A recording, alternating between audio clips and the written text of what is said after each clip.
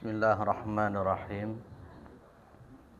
Assalamualaikum warahmatullahi wabarakatuh.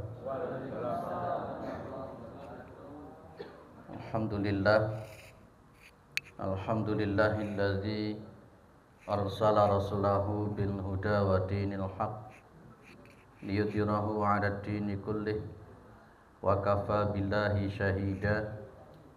Asyhadu an la ilaha illallah wa asyhadu anna Muhammadan abduhu wa rasuluhu la nabiyya ba'dah.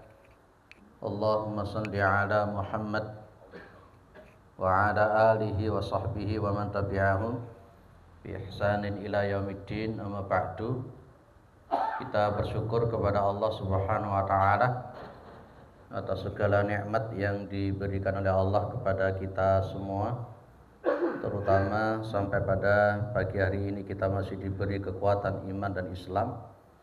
Kita masih diberi kesehatan dan kesempatan sehingga kita bisa melaksanakan kewajiban kita untuk thalabul ilmi, yang mudah-mudahan kesempatan semacam ini senantiasa diberikan oleh Allah kepada kita semua sampai nanti kita menghadap kepada Allah yang tentunya dalam posisi husnul khatimah.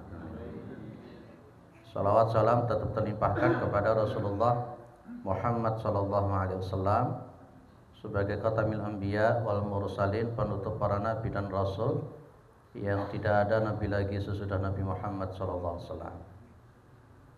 Baik, kita melanjutkan tema yang sebelumnya.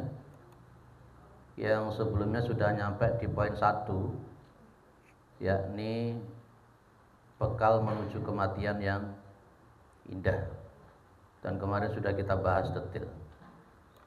Kita masuk di poin kedua, yakni berkenaan dengan pendampingan keluarga, kurang G, ketika sakaratul maut. Hari ini kita akan bicara tentang sakaratul maut dan bagaimana Rasulullah Muhammad SAW mengajarkan kita mendampingi orang yang sakaratul maut. Saya ambilkan langsung dari 2 kitab. Kitab yang pertama adalah kitab Ahkamul Janaiz. Ahkamul Janaiz ini punyanya Nasiruddin Albani. Nasiruddin Albani. Nanti kita buka sedikit tentang apa yang dipaparkan oleh beliau. Dan kemudian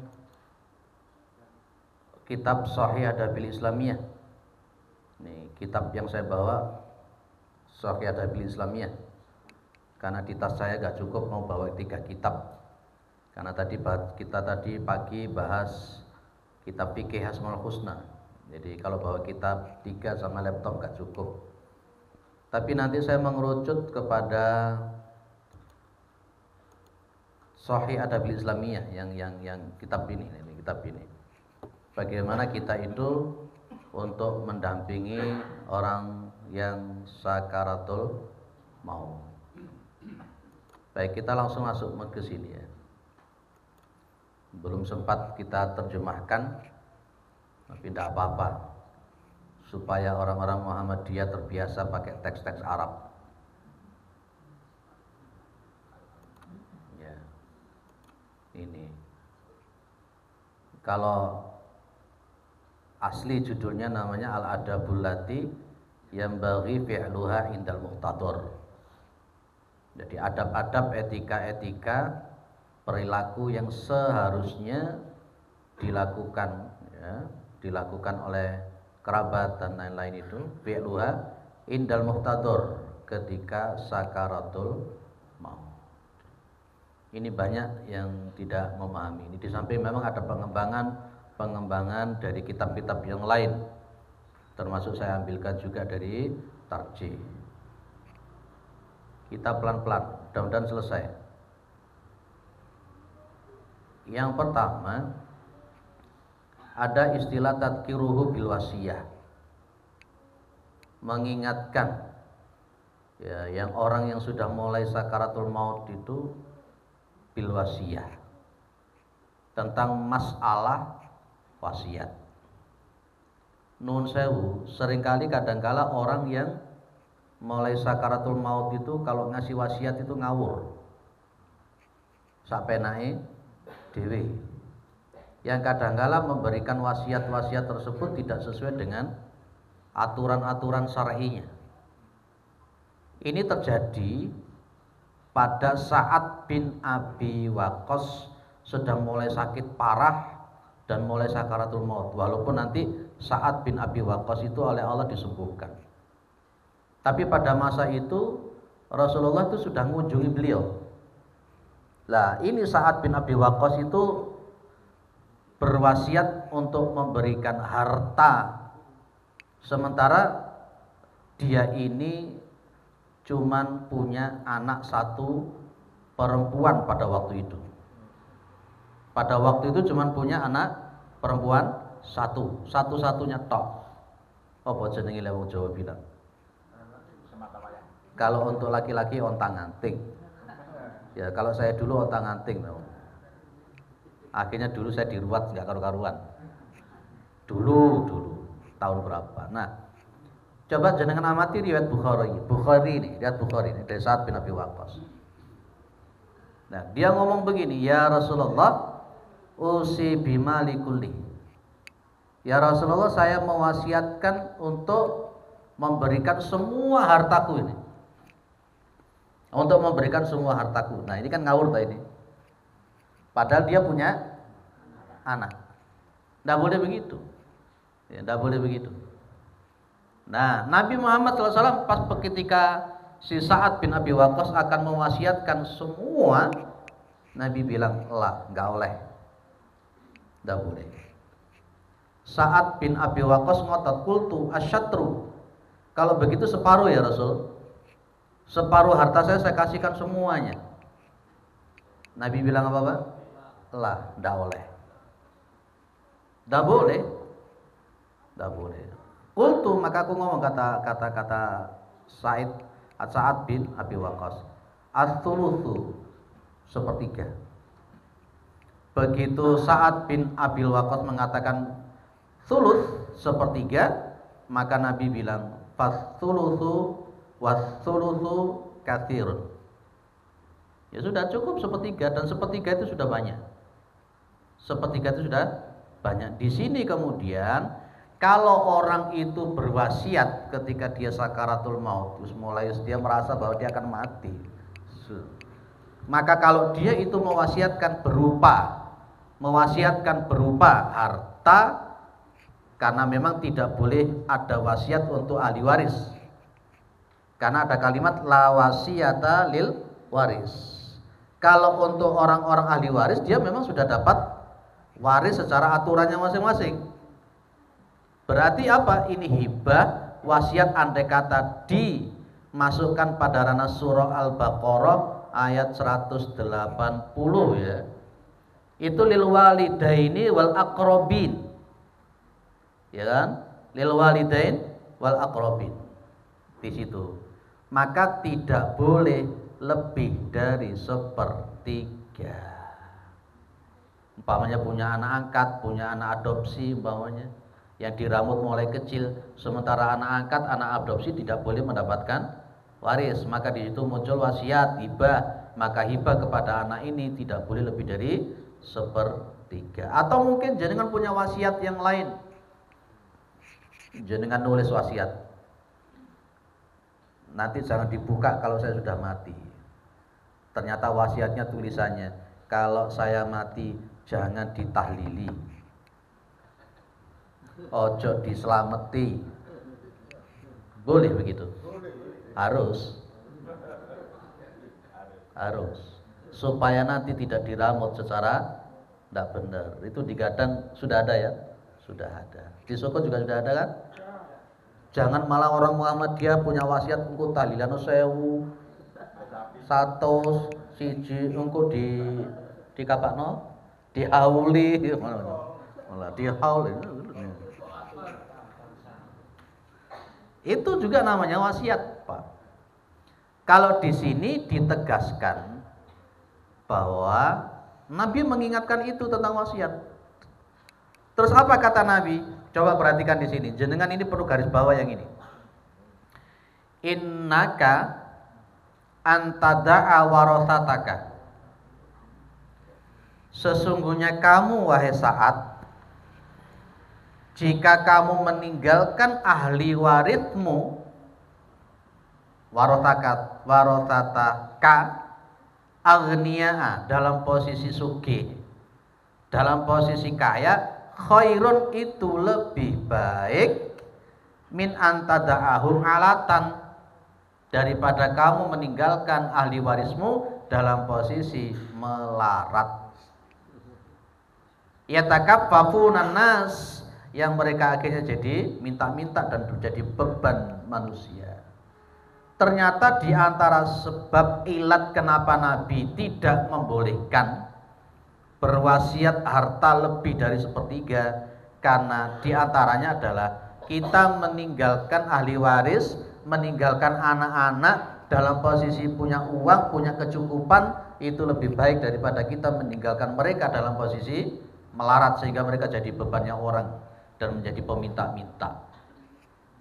Itu makanya masih ingat ya, dulu kita mengatakan ada bapak-bapak, kakek-kakek usia 80 tahun, dia menanam pohon kelapa. Ditanya sama orang, "Lho sampean iki wis tuwek, umure 80 tahun kok sih nandur kelapa?" Dia bilang, "Saya menanam bukan untuk saya, tapi saya menanam untuk anak-anak saya, sehingga kalau saya mati mereka itu yang akan menikmati." Loh, seperti itu. Itu bijaksana. Ya bijaksana, ya bijak sini. Beri anak-anak kita pancing supaya mereka bisa memancing, gitu. Ini Nabi sendiri loh yang ngomong bahwa meninggalkan ahli waris dalam posisi kaya itu lebih baik daripada meninggalkan ahli waris dalam posisi miskin. Clear. Ini yang dimaksud oleh Syekh Abdul Wahid Ibn Salam dengan sebutan tadkiruhu bil wasiat, supaya wasiatnya enggak ngawur. Clear ya maksud saya? Oke. Jenengan sudah menulis wasiat atau belum? Iya. Terutama ini wasiat juga boleh ditulis. Wasiat juga boleh ditulis ketika dalam posisi jenengan safar sekian hari. Itu sunnah. Jenengan maunya lungo kaji 40 hari tidak pulang. Ya, kan kita tidak tahu nanti kita itu pulang apa enggak. Itu sunnah menulis wasiat berdasarkan riwayat Imam Al-Bukhari dari Abdullah bin Umar. Tapi kita ngerucut saja di sini di sakaratul maut. Kalau jenengan sudah mulai, orang itu sudah mulai sakaratul, sudah apa, maka itu diingatkan. Jenengan yang mendampingi orang itu, dampingi dia. Ya, di samping nanti akan ada hal-hal yang lain yang perlu diingatkan sama orang ini. Di antara yang pertama adalah mengingatkan dia, meluruskan dia tentang masalah wasiat. Niku dong-dongi pilih kasih dak karuan dadi ruwet. Kalau wasiatnya nanti itu tidak sesuai syariat, tidak wajib untuk dilakukan. Tapi kalau wasiatnya itu sesuai dengan syariat, maka wajib dilakukan. Umpamane bapak jenengan bilang, "Aku golek mati anu yo tanggapno berot-berot," umpamane beleno wedhus, itu wajib tidak dilakukan. Termasuk yang mengatakan tadi saya bilang, "Aku golek mati slametono 7 dino sampai 1000 dino." Itu tidak wajib untuk dilakukan. Saya tetap berpegang kepada tarjih, bahwa tarjih tidak pernah merekom itu. Kalaupun ada satu lembaga, tidak saya sebutkan lembaga di mana, yang mengatakan bahwa setuju 100.000 itu katanya budaya. Ya, ada toh. Saya dilapori sama jamaah pas keliling ke masjid-masjid, "Pak, katanya ada pimpinan dari entah wilayah apa itu ya." Nah, dalam pusat ya. Katanya itu budaya bukan ibadah. Mati aku. Dan ternyata ada ustadz yang kemudian menyampaikan itu tapi tidak di forum, hanya ngomong-ngomong gini, katanya itu budaya. Kalau budaya kan boleh dianu. Tak japri langsung orangnya. Ustadz, itu tanfid, itu fatwa atau pemikiran. Beda loh ya di Muhammadiyah itu. Yang kita pegang yang mana Pak Bu? Tanfid dan fatwa. Kalau pemikiran masih bisa ditolak dan bisa didebat. Ternyata itu cuman pemikiran. Halo, ternyata itu cuman pemikiran. Tetap kembali ke tarjih, tanfidnya, tarjihnya, fatwanya itu tidak direkom oleh Muhammadiyah. Nah, jadi maka saya berani bilang kalau umpamanya Bapak jenengan kemudian memberikan fatwa untuk di 100.000 haul tidak wajib untuk dilakukan. Yes. Ngono ae. Nomor loro, kalau jenengan mendampingi orang yang sakaratul maut, tadkiruhu bi rahmatillahi wa fadlihi. Mendampingi dia untuk mengingatkan tentang rahmatnya Allah, mendampingi dia tentang keutamaan-keutamaan Allah. Nun sewu, seringkali orang yang sakaratul maut yang posisinya sakit, dia itu tidak bisa sabar dengan sakitnya. Saya tanya jenengan, kalau ada orang pas ketika mau mati itu sakit dan dia tidak bersabar dengan sakitnya, ya itu kira-kira su'ul khotimah atau husnul khotimah? Su'ul khotimah. Maka di situ kita dampingi orang-orang sakaratul maut, kita ajak, kita motivasi, terutama supaya orang itu bisa husnudzon sama Allah Subhanahu wa taala. Oke, lihat di sini. Qala sami'tu Rasulullah SAW yaqul. Ya, sami'tu Rasulullah SAW qabla mautihi bi thalathati ayyam yaqul. Siapa ini? Jabir bin Abdullah Al-Ansari bilang, saya telah mendengar Rasulullah SAW sebelum kematian beliau yang 3 hari, beliau mengatakan, la yamutanna ahadukum, jangan sekali-kali mati kalian illa wa huwa yuhsinudzon, kecuali dia itu berhusnudzon kepada Gusti Allah. Ajak orang yang sudah mulai sakaratul maut itu untuk selalu bersyukur dan husnudzon sama Allah. Kalau dia dikasih sakit, percayalah, sakit itu apa fungsinya, Pak? Kalau dia sabar, maka sakit itu menggugurkan dosa. Kasih motivasi seperti itu. Karena orang-orang yang sakaratul maut itu macam-macam, Pak. Ono sing miso-miso dak karu-karuan. Ono sing nyepoti klambine muda tenanan. Ya, sing kebanyak ya miso-miso iku. Ya. Itu tugas jenengan yang sebagai keluarga dampingi orang itu untuk sakaratul mautnya itu untuk husnudzon. Pak, ada orang itu waktu sholat langsung meninggal. Leleng ini gak ditampingi. Tapi kadang-kala ada orang yang jadi kembangnya amben. Apa kembangnya amben? Ya mengatang-atang tok jadi di bapak iki. Di degure amben gak iso mudhun, gak iso apa, mes memblablah tok. Ya itu adalah tugas kita untuk apa? Untuk mengingatkan dia selalu husnudzon sama Allah. Kalau dalam bahasa Al-Qur'an, wa asa an takrahu syai'an wa huwa khairul lakum, barangkali sesuatu yang kamu tidak suka itu yang terbaik. Dikai loro kok gak waras-waras, ya itu kita masih motivasi. Jangan sampai dia mati posisinya suudzon sama Allah.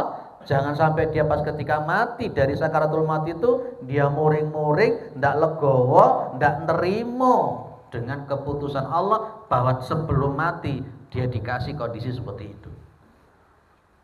Clear ya? Yang jenengan lakukan selama ini apa dijarno ayo? Hah? Lah iya. Saya lah waduh, Pak. Kalau mati dewi iki piye maksudnya? Orang yang sakaratul maut itu butuh. Nun sewu.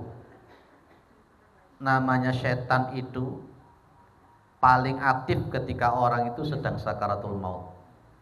Betul ya Pak? Paling aktif untuk menghadapi orang yang sakaratul maut. Setan akan berupaya bagaimana orang itu matinya suul khotimah. Jangankan untuk orang biasa, seorang kiai saja ditalkin miso-miso. Loh iya, itu kisah nyata. Ada kiai punya santri, ya punya pondok, ditalkin malah miso-miso. Ngono ku piye? Nah, itulah yang harus kita lakukan, Pak. Kalau ada orang yang sudah sakaratul maut, dampingi dia. Ya, di antaranya untuk mengingatkan dia tentang karunia-Nya Allah. Loro itu, sakit itu sebenarnya kalau didalami secara hati nurani, itu adalah nikmat dari Gusti Allah. Karena di antaranya untuk menggugurkan dosa-dosa dan sebagainya. Wis jenengan pengin tak takoni jawab sing jujur. Aja guyu. Jenengan lek kate mati iku pengin langsung mati apa lara dhisik?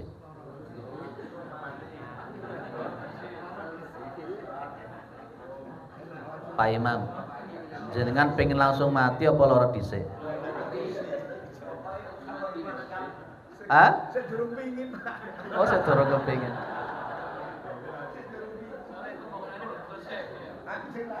Loh, jenengan saya gak kepingin, tapi malaikat maut kepingin itu. Loh, malaikat maut kepinginnya kapan? Ya terserah.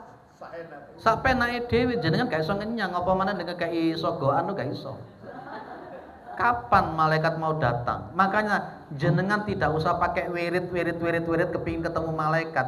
Gak usah, nanti malaikat menemui jenengan sendiri. Sudah. Lah pertanyaan saya real. Kalau dalam konteks semacam ini, jenengan pengen matinya itu langsung apa loro dhisik? Oh, ana sing ngomong loro dhisik. Wes suwangar ya. Sangat. Lah Pak Imam kepingin langsung mati. Tapi pas ketika maca Quran mati. Pas salat tahajud sujud mati. Lah itu bagus. Lah daripada pas joget ngono baru mati. Pas bantengan mati. Pas karnavalan mati. Loh, ayo wis karnavalan iki. Yo, sul khotimah kan? Berarti pas bantengan karnavalan mati itu sul khotimah. Salate ilang, dhuwure ilang, asare ilang, maghribe ilang, isya ilang. Maru joget-joget di tengah dalan ditonton ambek wong akeh, mati. Ya Allah, hina betul mati model begitu. Makanya saya enggak suka karnaval. Apa mana bandengan? Nonton bareng kadang ya salate ilang. Saiki ngene lho, Bu, Ibu ini sing tak takoni.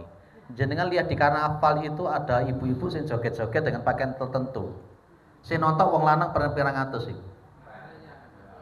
Wakeh ya. Kira-kira lek bojo jenengan joget-joget ngono ku piye?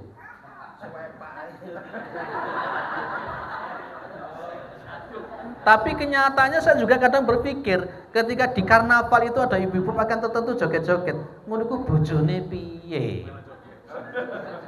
Ya bagaimana lah bojone melok joget. Sing menggenaskan itu kalau itu warga Asia. Raja Jawa.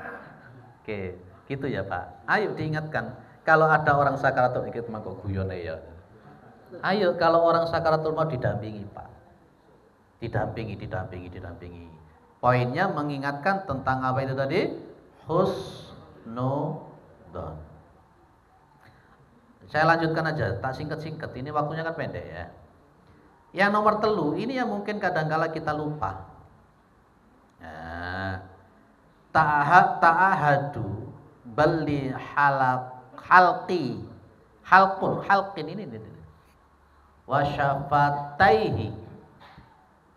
Bal itu artinya membasahi, Bapak. Sunnah kalau jenengan mendampingi orang sakaratul maut, bibirnya dia sama ini apa namanya? Halqun ini, tenggorokan. Jenengan basahi. Dibasahi pakai air. Iya, orang yang sakaratul maut itu kering total. Kering total di mulutnya itu. Dan Nabi Muhammad SAW melakukan itu untuk dirinya beliau sendiri. Ketika beliau sakaratul maut, beliau itu ya di sebelahnya beliau ada rokhwatun au ulyatun fiha ma'un. Beliau di akhir-akhir kehidupan beliau sakit. Ya satu kali itu beliau sakit itu. Tidak pernah sakit beliau. Sakit beliau langsung parah dan membuat beliau meninggal. Karena orang Nabi Muhammad itu orangnya sehat, tubuhnya juga atletis, perutnya itu seperti batu bata yang ditata. Six pack. Kalau kita ini rata-rata one pack semua. Nabi Muhammad itu Masya Allah pinter gulat. Nah, pas ketika beliau sakaratul maut itu di sebelah beliau ada namanya rokoh atau ulyah, sebuah wadah yang ada airnya. Dan beliau memasukkan tangan beliau, yudkhilu yadaihi fil ma fayamsahu bihi ma wajahu. Sering begitu beliau lepaskan, kemudian diusapkan ke muka. Itu sunnah. Kenapa? Para ulama memberi statement bahwa di antara ilat atau di antara sebab alasan kenapa mesti muka atau dua bibir atau itu dibasahi, mudah-mudahan itu untuk memudahkan dia mengucapkan dua kalimat syahadat, karena posisinya kering seperti itu. Sunnah. Kalau Nabi wajah yang beliau usap begitu. Boleh seperti itu. Ya. Pernah apa jenengan melakukan seperti itu selama ini? Tidak pernah. Ya dicarno ae ngono ya. Didelok tok ngono ya. Mentalkin pun juga sering kali orang itu tidak sesuai dengan sunnahnya Nabi Muhammad SAW. Yo nanti kita sebahas dilihat. Ye. Nomor 4 nanti. Oke, baik. Para jamaah yang dimuliakan oleh Allah, pas ketika beliau sambil mengusapkan kedua mukanya dengan air tadi, beliau kemudian mengutakan la ilaha illallah innalil mauti sakaratin thumma nasaba yadahu faja'ala yaqul fi rafiqil a'la. Kemudian beliau meninggal. Jadi beliau pas ketika dicabut nyawa beliau sempat mengucapkan la ilaha illallah innalil mauti sakaratul maut sampai mengatakan fi rafiqil a'la. Tapi sebelum kata-kata ini yang seringkali diucapkan beliau adalah ummati. Itu yang seringkali. Beliau khawatir sepeninggal beliau umatnya nanti kayak apa. Ya seperti zaman sekarang ini. Itu saking sayangnya beliau kepada umatnya seperti kita. Kita tidak pernah ketemu sama Nabi, mimpi saja tidak pernah, tapi kita beriman kepada Nabi. Kita umat kesayangan Nabi Muhammad SAW. Ya, tidak pernah ketemu Nabi toh kita, ngimpi saja juga tidak pernah toh. Tapi kita bisa beriman kepada Rasul. Kita sholat sesuai dengan sunnahnya Nabi. Kita ini termasuk umat kesayangan Muhammad SAW. Insya Allah nanti kita ketemu dengan Nabi, satu majlis dengan Nabi di surganya Allah, surga Firdaus, dan mendapatkan syafaat dari Rasulullah Muhammad sallallahu alaihi wasallam. Lanjut, dibasahi tadi ya, dibasahi. Oh jadi kelambior, belain. Pak, di kelambiornya mesti saja apa bahasa semuanya, bukan begitu Pak. Ya, nomor 4 ini yang paling penting.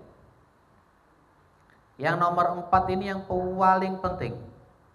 Namanya apa? Talqinuhu asyhadata.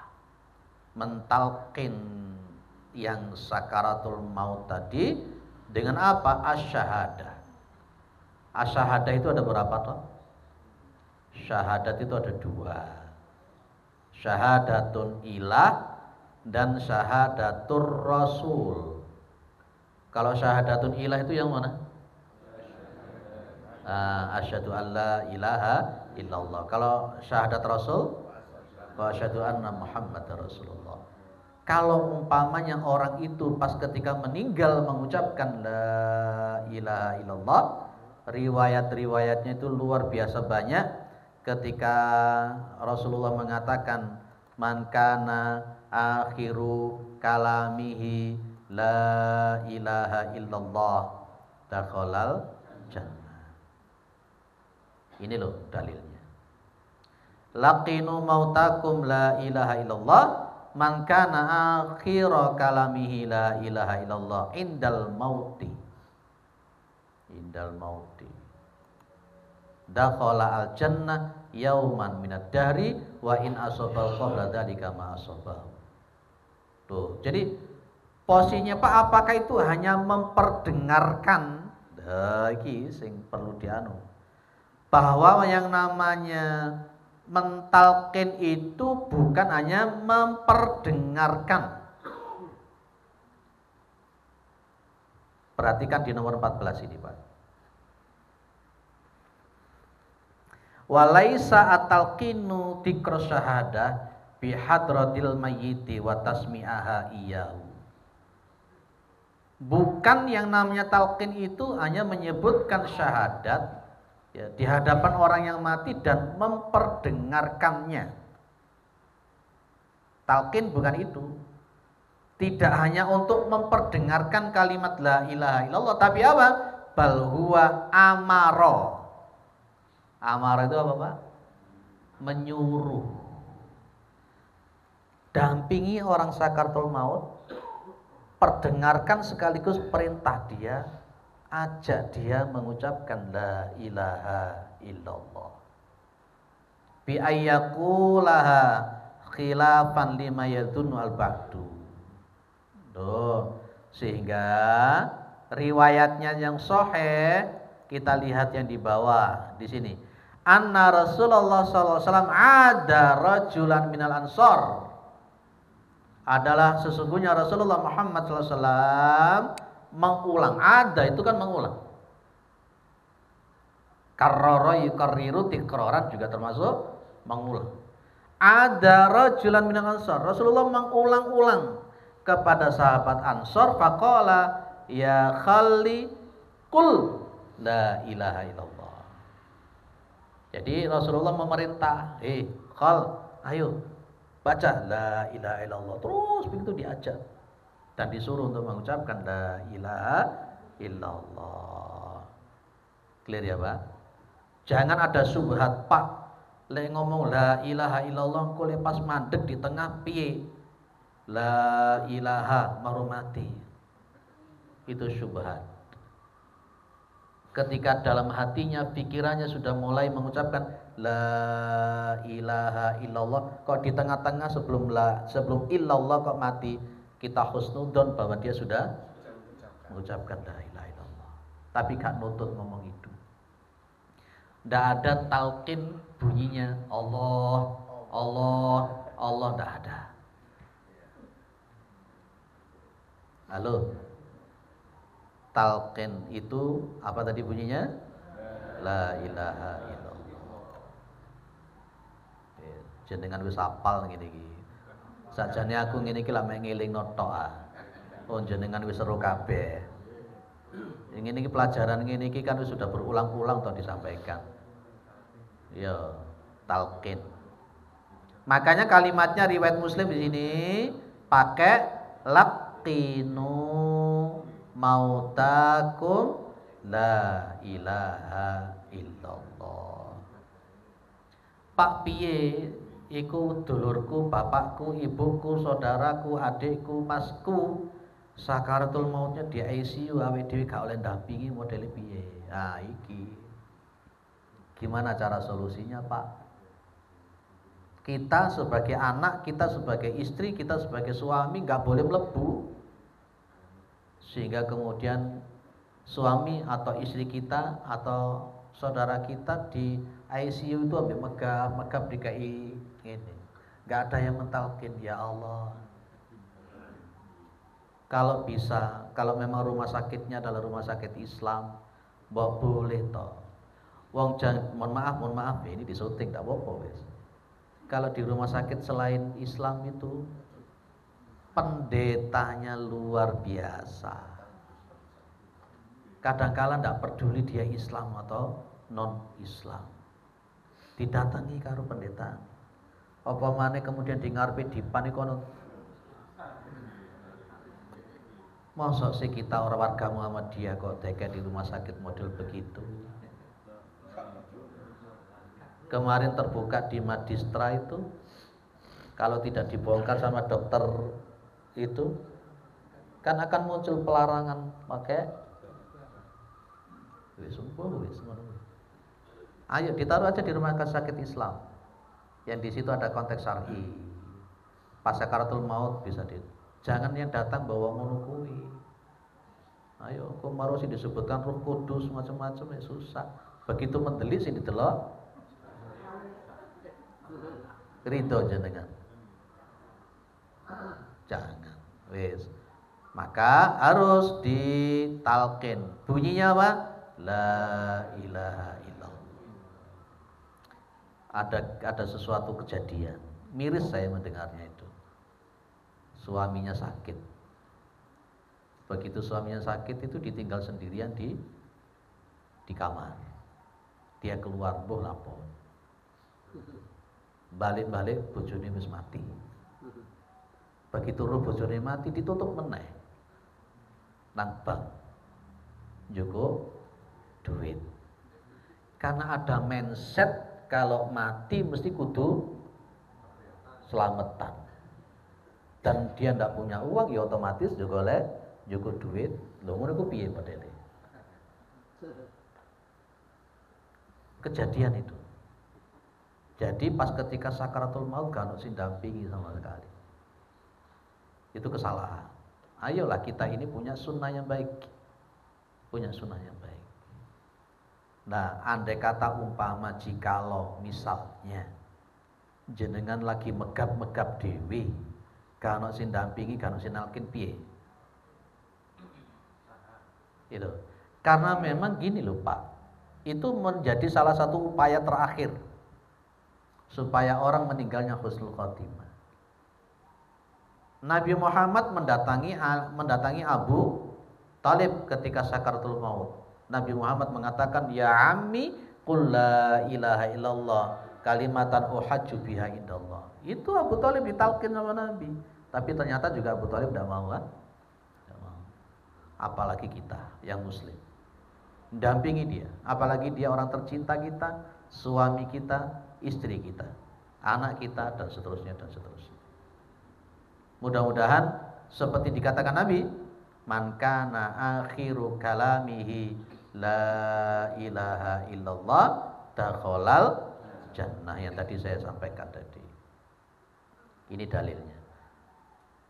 Jangan dipelintir ya hadis ini ya. Ada seseorang tapi dia sudah almarhumnya. Tidak bermaksud untuk apa-apa.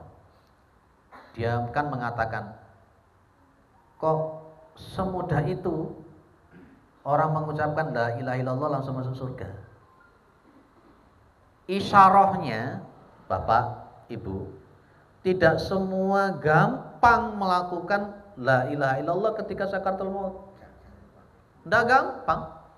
Dan itu posisinya kalimat hadisnya adalah innamal a'malu bil khawatim. Amal-amal itu ditentukan di akhir-akhir dia matinya kayak apa. Dan itu semuanya tergantung perilaku. Maka saya boleh begini, kebiasaan hati jenengan, kebiasaan pikiran dan kebiasaan tingkah laku jenengan, itu yang menentukan. Orang itu ghalibnya akan dimatikan sesuai dengan kebiasaannya. Sepakat ya? Lek jenengan senengane ngrungokne musik, matine ya ngrungokne musik. Lek jenengan senengane delok TikTokan, kira-kira matine ya TikTokan iku mau. Ya, jenengan kebiasaannya apa kira? Oh, saya kebiasaannya ngaji Ustaz, di Asuro seminggu pisan. Oh, seminggu pisan. Lah saya petung dino kayak apa? Yang 6 hari buat apa?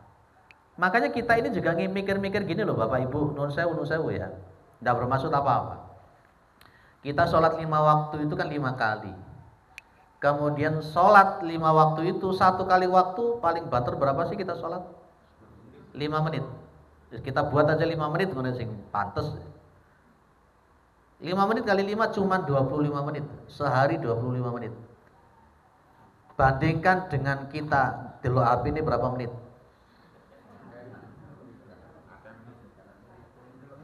Yo, jagongane pirang menit?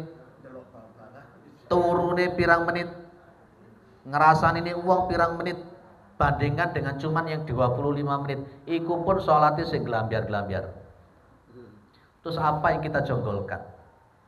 Mau bisa sakaratul maut baca la ilaha illallah? Wah, ini yang jadi pertanyaan besar, Pak. Betul ya, Pak? Anggite wong sakaratul maut jadi husnul khotimah itu apa gampang toh? Ada yang dulu pernah saya ceritakan ketika ada 2 orang, mereka ini berdua ini bersahabat. Sholat bareng, tahajud bareng, sedekah bareng, jamaah bareng. Satu ini kemudian sakaratul maut ditalkin ini dia cuma bilang al kalimatu la ilaha illallah ya baidatun minni wala arifah. Wis kalimat la ilaha illallah itu udah jauh dari saya. Saya enggak kenal apa itu la ilaha illallah. Temannya ini kaget dia ini. Wong dia yo salat, yo ngaji, yo maca Quran, yo tahajud, yo poso, yo sedekah. Lah kok ditalkin iki ngomongin ngono kuwi. Apa kira-kira di situ? Ternyata itu ada namanya dasisul qalbi. Dasis al-qalbi itu niatan-niatan yang jelek, kebiasaan hati yang busuk, yang itu disimpan di dalam hati yang orang tidak tahu. Dan dia mengatakan, benar saya sholat, tapi saya sholat karena ingin disebut sebagai orang alim. Itu dasis al-qalbi itu. Benar saya sodakoh karena ingin disebut sebagai orang dermawan. Itu dasis al-qalbi. Ya kebiasaan model ini yang membuat mulut tidak bisa mengucapkan la ilaha illallah. Ayo hati-hati. Hati-hati. Baik. Maka di sini dikatakan apa, Bu? Man kana akhiru kalamihi la ilaha illallah dakhalal jannah. Barang siapa yang akhir dari kalamnya ketika dia sakaratul maut, dia mengucapkan la ilaha illallah, dakhalal jannah, dia masuk surga. Hanya, saya bilang lagi, hanya kira-kira kita iso ngomong la ilaha illallah. Itu tergantung kebiasaan kita sehari-hari.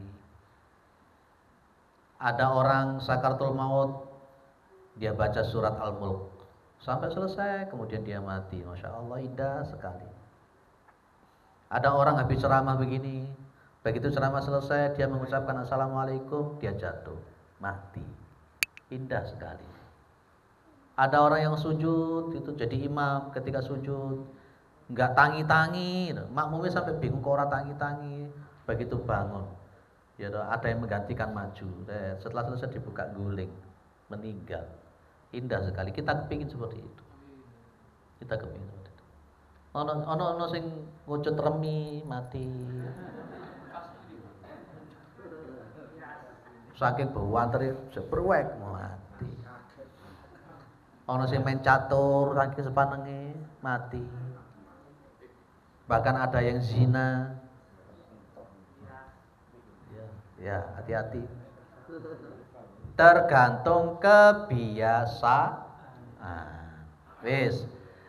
Kalau ternyata kok pas ketika sudah kita dampingi, kita talqin dan sebagainya sampai nomor 1, nomor 2, nomor 3, nomor 4 sudah kita lakukan tadi, kok dengan izin Allah dia mati. Mati di hadapan kita. Pas begitu dia mati di hadapan kita, lakukan tutup matanya. Biasanya orang yang habis sakaratul maut kemudian dicabut nyawanya mesti mripate mendeli. Mripate mendeli, ojo wedi. Engko dong-dongi wedi, aku wedi kok baru gak iso turu. Itu mohon maaf syirik jenengan seperti itu. Sampai ada mohon maaf, ada orang yang gak berani mendekat kepada orang mati karena melihat pocongnya itu. Syirik orang model begini tidak boleh. Nyapo. Anak saya dulu masih kecil sih berangkang di sore penduso tak juwarno wae. Wong ngomongi kok anu kok sawanan. Alhamdulillah gak ono sing sawanan. Ya, Oke. Ibu, Bapak, idza qudiya, ketika orang yang jenengan dampingi tadi sakaratul maut dicabut qudiya, aghmidu ainaihi, tutup kedua matanya, seret, wada'u lahu, ojo men ditutup tok, tapi juga wada'u lahu, dan doakan dia. Nah, dungane dudu sluman selamat, dudu.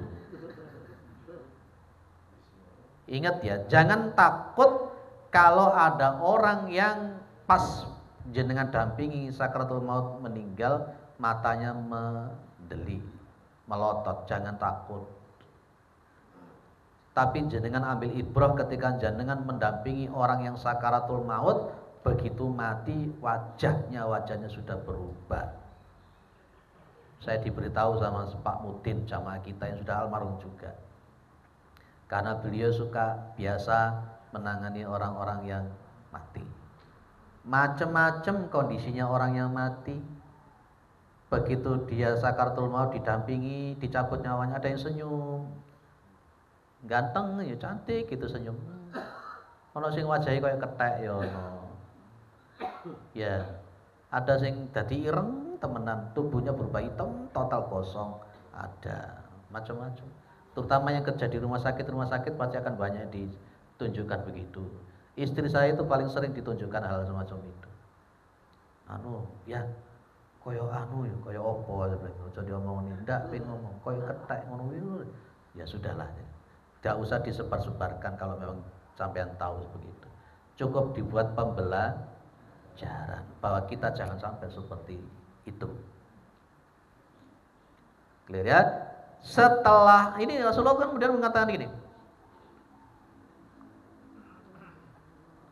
Dakhala Rasulullah sallallahu alaihi wasallam ala Abi Salamah. Abi Salamah meninggal. Waqad syaqqa basaruhu fa aghmatahu. Mendelik mendulu. Sama Nabi di. Maka Nabi mengatakan innar ruha idza qubida tabi'ahu al-basar. Kata Nabi, sesungguhnya roh apabila dicabut maka mata itu akan mengikuti arah roh itu. Berarti nyawa roh itu dicabut melalui atas. Melalui atas, ndak ono roh dicabut kok sikil ya ora enak. Ya, dari sini. Kadangkala yang jenengan rasakan dingin lebih dulu itu mesti kaki. Betul ya? Nah, pas begitu dicabut. Lah, pas ketika dicabutnya ini macam-macam. Nanti ada muncul kata-kata ya ayyatuhan nafsul mutmainnah irji'i ila rabbiki radiyatan mardiyah fadkhuli fi ibadi wadkhuli jannati. Dalam tafsir juz amma punyanya Syekh Al-Utsaimin, kalimat ya ayyatuhan nafsul mutmainnah itu adalah ketika nyawa itu dicabut oleh malaikat. Ono sing ditarik alus dengan penuh kasih sayang. Ono sing gedolanan ndak karo-karo. Kata Nabi, dicabutnya ruh itu sakitnya seperti 300 kali bacokan pedang. Daniel jenengan dudu wong apik. Daniel kalau dia itu bukan orang baik, gak soleh, kira-kira dapat dicabut nyawa niku rasane piye? Pengalaman si A habis kena reokan, bantengan, jarang kepangan, macam-macam, full. Begitu diruqyah itu kan ada sesuatu yang keluar dari diri, sakitnya luar biasa. Padahal itu bukan rohnya, tapi setannya yang keluar. Ini ruh yang setiap hari menyatu dengan kita. Nabi bilang apa? Seperti 300 kali bacokan pedang. Daniel, makanya jenengan jaga gak seheran. Ada orang yang sakaratul maut sing glebak rono, glebak rene, misu rono, teriak macam-macam. Tapi bagi orang-orang mukmin, masya Allah, ya ayatuhan nafsul mutmainnah. Kira-kira jenengan nanti termasuk ya ayatuhan nafsul mutmainnah atau tidak?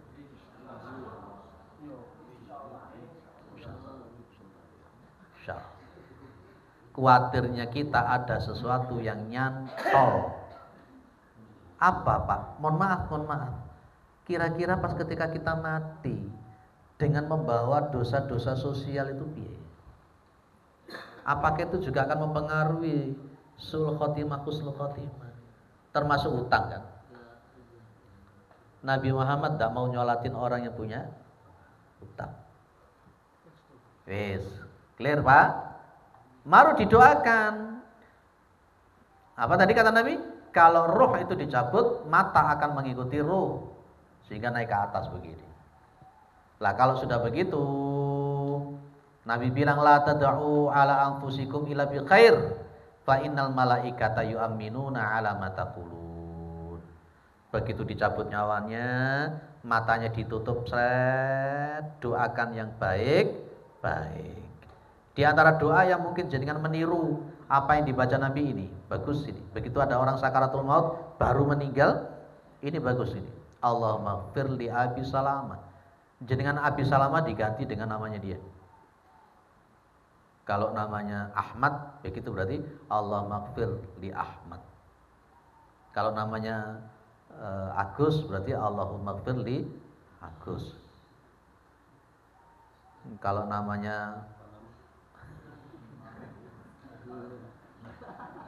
warfa darajatahu, laki-laki darajatahu fil mahdiin wa khlufhu fi aqibihi minal fil ghabirin waghfir lana wa lahu ya rabbal alamin wabsah lahu fi qabri wa nawwir lahu fihi. Lah itu diantara doa yang dibaca Nabi begitu Abi Salamah tadi itu dicabut nyawanya.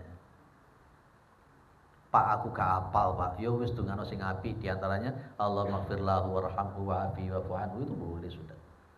Pokoknya jangan yang aneh-aneh. Dan andai kata jenengan melihat kematian orang yang sakaratul maut itu ada sesuatu aib, ya simpen, jangan diceritakan kepada orang lain.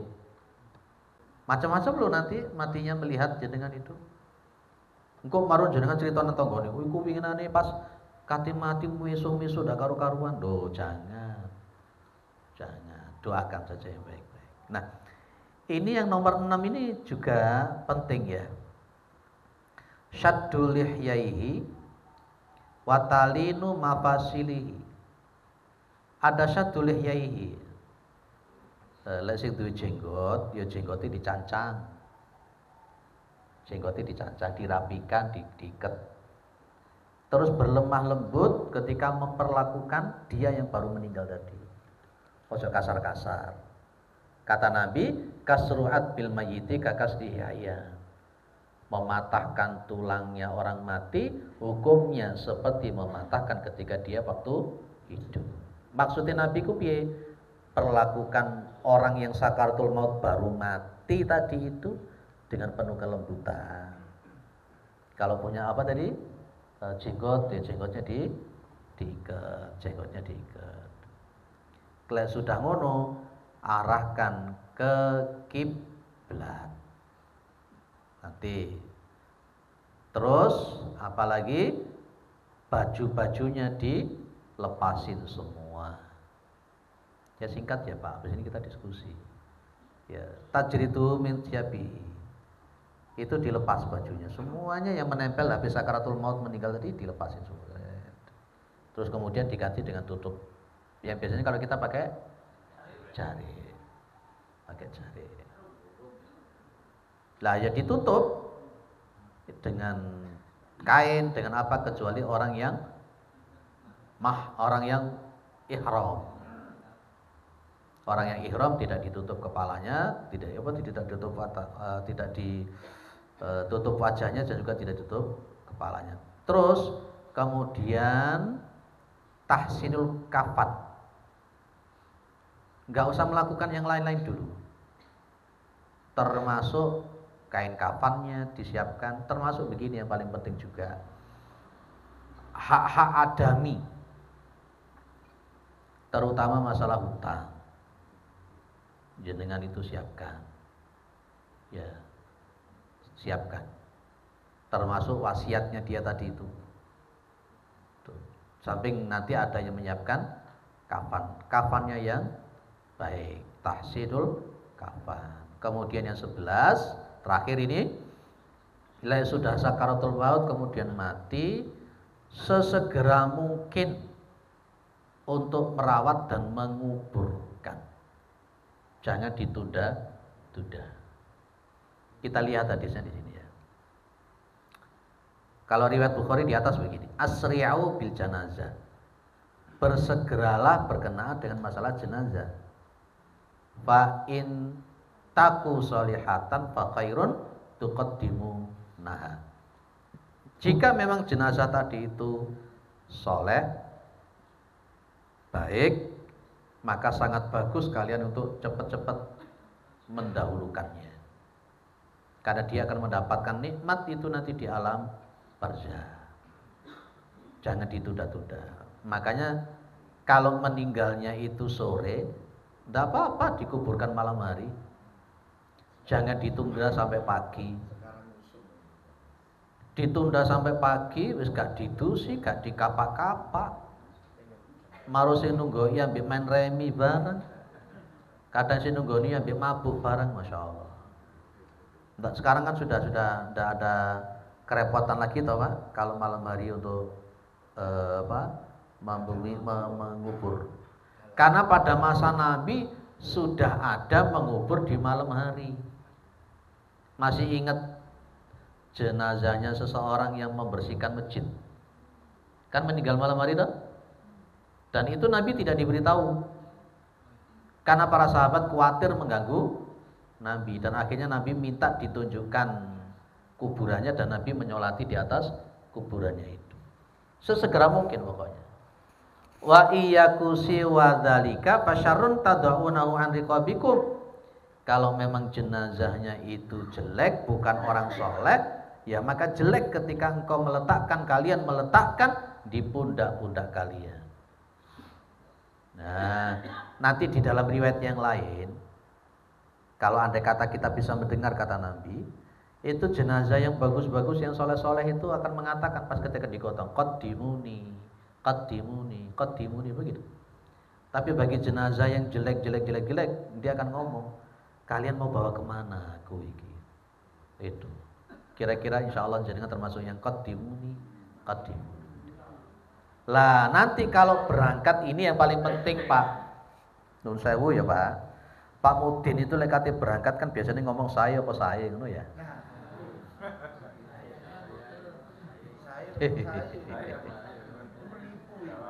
Lah itu saya apa saya, padahal wongnya gak tahu sholat tapi Pak Mudin ini ngomong saya apa saya. Gak bener. Sebenarnya riwayat yang dipakai gini loh ceritanya riwayatnya itu. Jenengan nanti buka di kitab Ahkamul Janaiz itu. Suatu saat ada jenazah yang lewat, seret, gitu ya. Para sahabat memuji-muji tentang kebaikannya. Nabi bilang wajabat. Begitu kan? Terus kemudian ada lewat lagi jenazah, seret. Para sahabat membicarakan tentang kejelekannya dia. Jelek. Ya memang orangnya jelek, bukan karena menjelekan jelek, memang orangnya jelek. Nabi bilang wajabat. Setelah berlalu, para sahabat tanya, ya Rasul, kami begini, jenengan mengatakan wajabat. Kami mengatakan begini, jenengan mengatakan wajabat. Nabi bilang, kalian saksinya. Kalau dia tadi itu kalian mengatakan yang baik begini, maka dia wajib untuk masuk surga.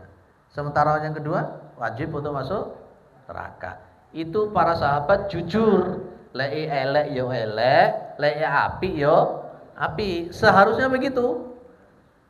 Tapi di masyarakat kita tidak mengatakan jelek apa baik, tapi mengatakannya api apa api, sain apa sain. Jenengan lek ana ngono ku jawabe apa? Diam. Jenengan lek dadi Pak Mudin terus piye? Elek apa api dipentungi wong zaman. Kalau saya pernah diminta untuk memberangkatkan jenazah, saya tidak pernah mengatakan itu. Saya hanya mengatakan mari kita doakan dia. Ya, kalau memang saya tahu dia itu betul-betul soleh, rajin ke sholat, saya menceritakan kebaikannya dia. Dia ini orang yang rajin sholat, dia ini. Tapi kalau orang itu mursal, welek, saya tidak mengatakan apa-apa sudah. Ya, itu aja. Jangan sampai mengadakan penipuan. Gak jujur elek diarani api. Api diarani Itu takjil. Apa takjil? Takjil itu memsegerakan. Kalau orang begitu sudah sakaratul maut selesai, jebret meninggal sesegera mungkin. Jangan ditunda-tunda. Ada 3 poin. Ini pesannya Nabi kepada Ali bin Abi Thalib. Terakhir sebagai penutup. Nah, ya sebagai penutup. Ya Ali salasun la tu'akhirha. Hei Ali, 3 perkara jangan kamu tunda, jangan kamu akhirkan.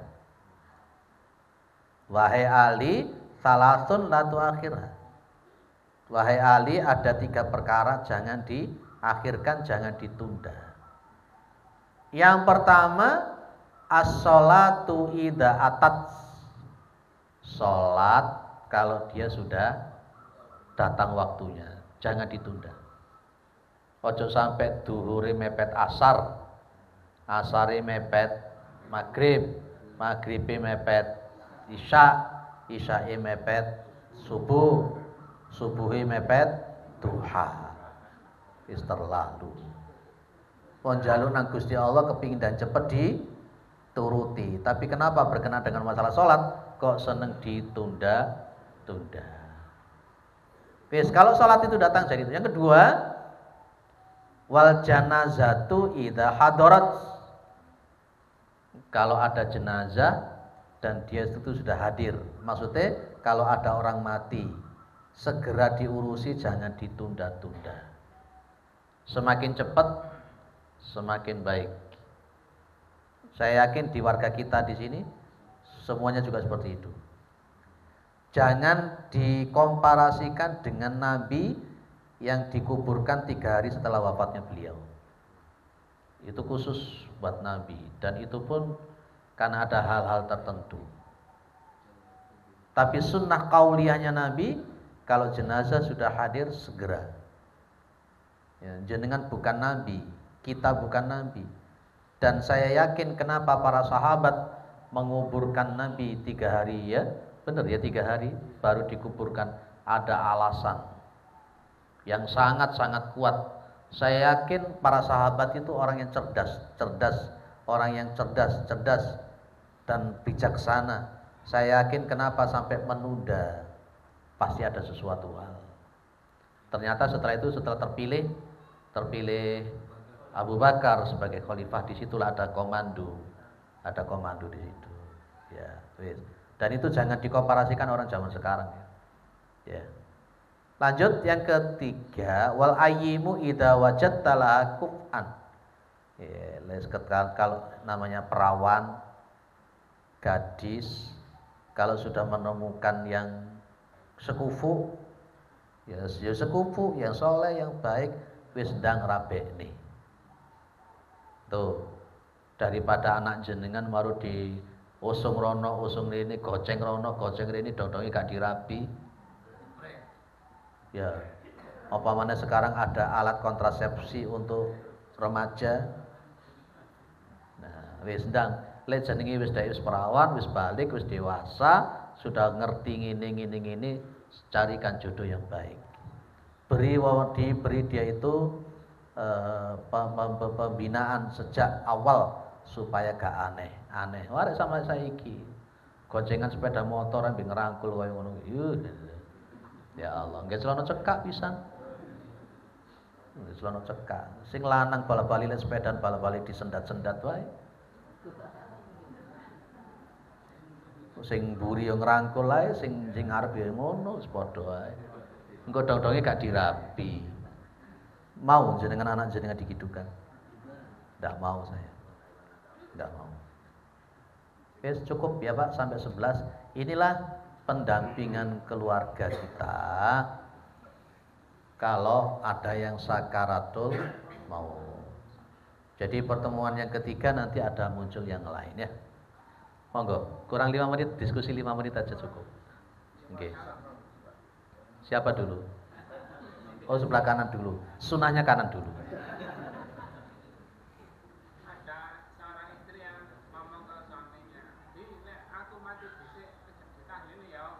Misalkan aku tahu sampean gak ero." Jawabannya Yang kedua, warga dipaksa untuk ikut karnaval, kalau enggak didenda 200 itu.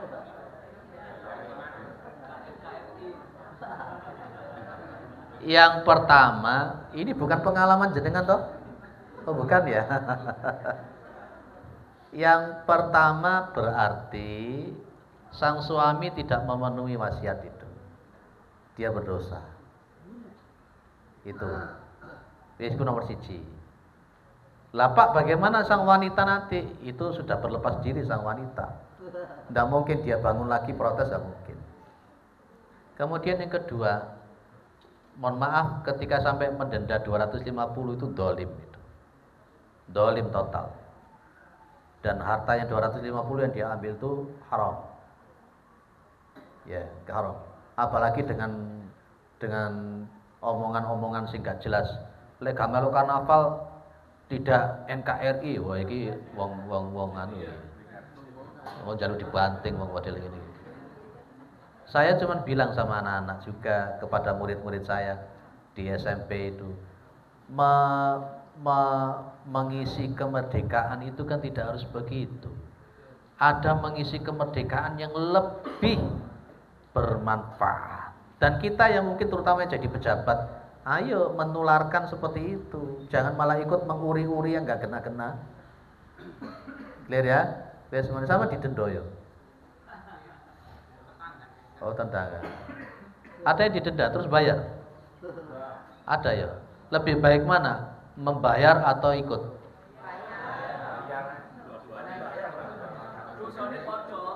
Oh dosane podo.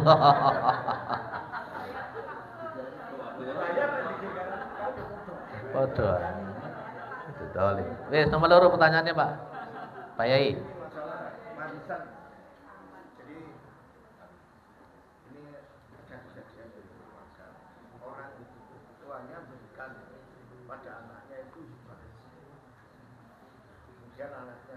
Tidak punya anak, pengambilan.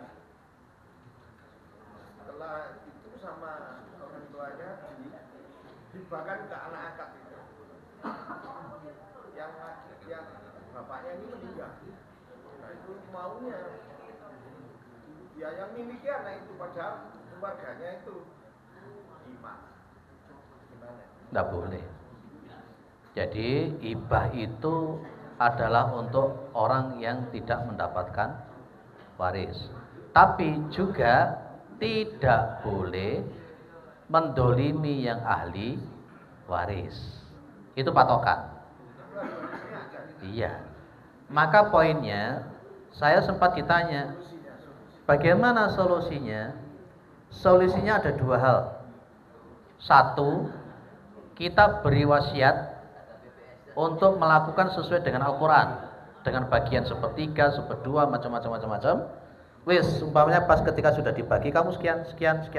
Setelah dibagi, kemudian ternyata kok yang dibagi tadi itu, kemudian bilang, ya wis aku tak jubono iki, tak keno iki, tak jubono iki, tak keno iki, dan akhirnya menjadi sama.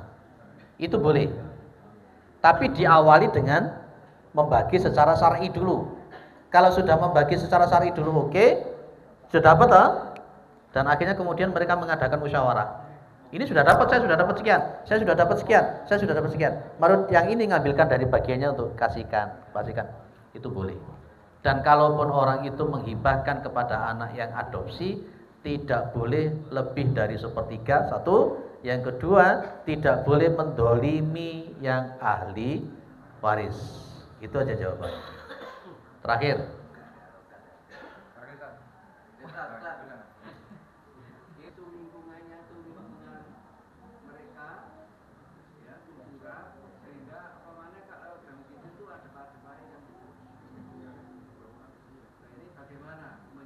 Baik, nggih. Jadi mendampingi orang yang sakaratul maut, entah jenisnya itu dia bisa mengeluarkan kata-kata verbal atau tidak yang kita namakan koma itu ya. Itu tetap kita harus dampingi sampai betul-betul nyawa itu dicabut. Makanya di situ penting pengetahuan kita untuk mendeteksi apakah masih hidup atau tidak itu penting juga. Ya, kadang istri itu seringkali dipanggil orang, tolong dilihat ini sudah meninggal atau belum. Baru diraba, oh ini sudah meninggal. Lah baru begitu. Tapi kadang-kadang dia nggak tahu dia sudah meninggal pada karena fungsinya dan tadi. Lah semacam itu tetap harus didampingi. Setidak-tidaknya diperdengarkan itu tadi. Walaupun tadi sudah saya buka bahwa sebenarnya yang namanya talqin itu bukan untuk sekedar memperdengarkan ya, tapi juga dalam posisi menyuruh. Nadim ada di mana? Oh, ketutup bisa. Ya sudah apa-apa wis. Ya, itu. Jadi itu jawaban saya, Pak. Yang kedua, coba jenengan amati di riwayat Bukhari ini. Di situ tertulis, ini dalam konteks safar ya. Ini juga bisa kita pahami dengan yang lain. Ada kalimat maktubun indahu. Apa maktubun itu, Pak? Tertulis. Namanya wasiat itu tertulis. Sunnahnya wasiat itu tertulis. Ya kalau tidak tertulis, tidak konteks wasiatuhu maktubun indahu, kejadiannya akan seperti itu. Ini menarik suatu saat. Ada bapak-bapak profesinya tukang becak. Gitu. Dia pinter ngaji. Suatu saat Pak Mudinnya itu meninggal. Dia akhirnya didapuk. Jadi menggantikan Pak Mudin. Setelah itu dia ini kesana kemari untuk ngimami A, ngimami B, macam-macam. Yang menarik pas ketika dia itu sakit, dia menulis wasiat. Tulisannya cuma satu. Kalau saya nanti mati, saya jangan ditahlili. Dengan berbagai macam alasan. Karena pas ketika jadi Pak Mudin tadi itu, dia begitu melihatnya betapa orang yang miskin melarat sekalipun sampai direwangi utang-utang dan sebagainya untuk mengadakan itu. Dan itu yang kemudian menjadi pemikiran dia untuk dia tidak ingin digitukan karena keluarganya seperti itu. Nah, karena memang itu tertulis, ya karena tertulis makanya kan tidak akan bisa berbuat apa-apa. Maka sekali lagi solusinya adalah dengan maktubun indahu. Kalau hanya sekedar pesan kepada yang mengunjungi, tentu orang-orang di situ tidak akan pernah iki tenanan aku dodonge me. Nah, itu. Maka sunnahnya wa wasiatuhu di sini riwayat Bukhari wa wasiatuhu maktubun indahu. Itu aja jawaban saya. Cukup ya? Insyaallah. Ini kalau diteruskan sampai jam 09.00 lagi. Loh, ana sing ngajeng meneh lah. Nggih.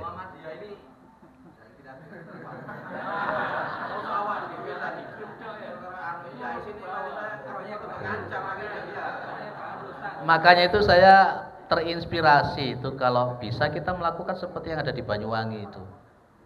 Di Banyuwangi itu ada kumpulan dan termasuk anggota-anggotanya itu ada stikernya. Jadi kalau sudah ada stikernya jebret, maka ini nanti yang ngurusi adalah tim kematian dari Muhammadiyah. Sehingga orang-orang di situ begitu melihat ini ada rumah ini ada stikernya, umpamanya di stikeri tulisannya apa, mereka nggak wani ngotek-ngotek. Itu perlu kita kembangkan begitu. Kalau bisa nanti di PDM, nah ini petugas PDM ini. PCM sudahlah. Nanti jenengan daftar ke PCM jebret. Saya daftar nanti untuk masalah yang ngurusin itu dari tim. Buat stiker jebret tempel neng omah. Jadi nanti begitu ada tim, nanti pas ketika ada apa kita bilang ini masuk anggota kematian. Jadi sesuai dengan kesepakatan awal dulu semua keluarga dan sebagainya. Kalau ada stikernya, nanti yang ngawasi, yang ngeramut tim. Sepakati saja seperti itu. Sehingga nanti kita nggak akan khawatir ada kiai kita meninggal, pasang stiker. Loh, masuk kiai ini kan stiker ya ini. Kiai ini stiker, berarti sing ngurusi PCM, ngurusi tim. Bentuk tim, Muhammad Yani aja punya tim kok. Masa kita tidak punya tim? RSI Aisyah aja punya tim, apalagi kita PCM harus punya tim. Sehingga nanti yang ngaji-ngaji seperti ini daftar. Saya daftar, ini pakai stiker bahwa anggota kematian nomor sekian, sekian, sekian, sekian. Begitu meninggal telepon, tinggal ditelepon timnya. Ini keluarga saya meninggal, datang ke sana pakai seragam, keren. Saya rekomendasi pakai seragam. Jadi pas begitu datang, oh timnya pakai seragam, oh ini saya ngurusi, gitu loh. Begitu loh Pak. Kita ndak boleh kalah. Makanya bahwa al-haqqu bila nidhamin yaghlibuhu, nah al-batilu binidhamin. Kebenaran hak itu kalau tidak diorganisasi dengan baik akan dikalahkan dengan kebatilan yang diorganisir dengan baik. Makanya sampai pas kibra sampai dicopot 18 jilbab iku lah terstruktur. Sampai diganti running tag adzan itu kan struktur. Nah, ayo kita punya struktur juga buat tim seperti itu. Ini Ustadz Wahyu, Ustadz beliau ini Masya Allah itu bisa ya. Merespon apa yang Keluarganya itu sampai gelar udah Allah karena pas berada dia. Yang penting kan ada ayatnya tidak menyebut apa yang penting kalimat itu. Baik, yang pertama, saya tadi itu menyebutkan hal-hal yang dilarang toh. Salatnya hilang, duhurnya hilang, asarnya hilang, maghribnya hilang, termasuk joget-joget yang seperti itu. Yang saya sebutkan tadi itu, tidak menyebutkan yang lain-lain. Karena kata-kata karnaval itu sesuatu yang sifatnya umum dan bisa menjadi sesuatu yang sifatnya khusus. Yang kita protes itu teknisnya zaman sekarang. Bahkan kalau di tempat yang lain saya bilang, bukan karnavalnya, tapi teknisnya itu. Kalau umpamanya seperti kayak kemarin seminggu yang lalu seperti saya dari Bululawang, itu ngaji dari Bulang, saya di sini menemu mereka lewat sini jam 6 pagi. Mereka cuman pawai biasa, jam 7 pagi. Nanti sebelum duhur jam 10 jam 9 udah selesai. Kalau seperti ini muamalah. Seperti ini muamalah, sholatnya masih tetap ada, juga tidak ada teknis itu. Nah, jadi ada sesuatu hal yang perlu kita garis bawah, itu muamalah. Tadi yang saya sebutkan itu yang megal-megalnya dan yang menghilangkan sholat. Itu tadi bantengan dan sebagainya itu yang saya senggol. Kalau untuk pawai biasa, bawa Quran, bawa apa, monggo saja saya tidak memprotes itu. Tapi yang saya protes itu tadinya loh. Ketika ada ibu-ibu kemudian joget-joget dilihatin oleh laki-laki sebanyak itu loh. Itu yang saya protes itu yang itu. Yang banyak malah itu. Sehingga nanti sesuatu yang sifatnya umum, karnaval itu kan umum, akhirnya berubah jadi makna khusus seolah-olah karnaval itu semono kuwi. Itu yang saya protes, Pak. Oke. Dan memang Muhammadiyah di Muqaddimah Agara Dasar Muhammadiyah termasuk di tujuh pokok pikiran Muhammadiyah itu memang orang Muhammadiyah meyakini bahwa hidup itu harus bersosial, tapi sak sosiale ya tetep kudu ono batase. Ndak boleh kita mengatakan kita sosial tapi nabrak syariat. Ndak boleh. Nabrak syariat itu tetap nggak boleh. Makanya ulama itu memberikan kaidah al-ahkamul al-adatul muhkamatun. Kebiasaan, adat, budaya itu bisa jadi boleh jadikan patokan hukum, tapi ingat malam yukhalifi syar'a, selama tidak bertentangan dengan syariat. Nggak boleh kita kemudian mengatakan ini kultur, ini budaya, kita harus bersosial. Harus ada batasannya. Kalau budayanya mudah-mudah itu bisa diikuti. Oke, itu yang pertama. Yang kedua, ada fikih al-aulawiyat. Apa al-aulawiyat? Prioritas. Prioritaskan kita melakukan yang sahih daripada yang tidak sahih. Prioritaskan antara yang sahih dengan yang dhaif. Prioritaskan antara yang qat'i dengan yang dhonni. Prioritaskan antara yang jumhur yang dengan tidak jumhur. Prioritaskan yang sunnah dengan yang bukan sunnah. Kita mendidik warga kita untuk prioritas. Iki sunnah, yang kita lakukan sunnah dulu. Ojo dinyang dhisik. Sebelum kita melakukan kau mesti dinyak dhisik iki piye? Ndak boleh. Makanya kata-kata Al-Qur'an, innama qaulal mu'minin idza du'u ilallahi wa rasulihi liyahkuma bainahum ayaqulu sami'na wa ata'na. Jangan seperti orang Mu'tazilah. Mu'tazilah itu karena akalnya, otaknya, pikirannya sampai syariat itu jadi diakal-akali. Jangan suka ngakal-ngakali syariat. Ya, kadang-kala memang kalau kita pegang dengan syariat kita memang pahit, tapi itu yang harus kita pegang. Makanya pas ketika ada seseorang pimpinan makan pakai tangan kiri, diingatkan kok muring-muring lah. Sampai ngomong ini kan cuma sepele saja kok, loh ini ki. Jalur diketak orang pimpinan model ini. Jadi ingat ya, tetap Pak. Kultural ya kultural, tapi tetap batasannya syariat. Ya, terus kemudian upayakan dulu prioritas. Ya sudah, kalau Nabi bilangnya lakinu mautakun la ilaha illallah, itu dahulukan. Perkoroni nanti di belakang nanti ada rukhsah, ada darurat, itu beda lagi. Contoh lagi. Terakhir sebagai penutup. Ada orang itu kalau sholat pakai celana pendek, udele ditutup, atasnya itu gak pakai kaos, sah atau tidak? Kenapa jenengan tidak melakukan itu? Itulah namanya fikih prioritas. Jangan hanya sekedar pokoknya sah. Gak bisa begitu. Maka Islam itu bukan begitu. Pak, ini kultural loh, Pak, ini sosial. Ya gak begitu gitu loh. Tapi tetap ada prioritasnya. Maka ternyata sholat ya kudu ditutup sing sopan, ono aturane. Kira-kira ono nang omahe jenengan mertamu nggae celana pendek tok, mertamu nang omahe sampean piye? Nah, inilah pentingnya ilmu. Bukan sekedar logika.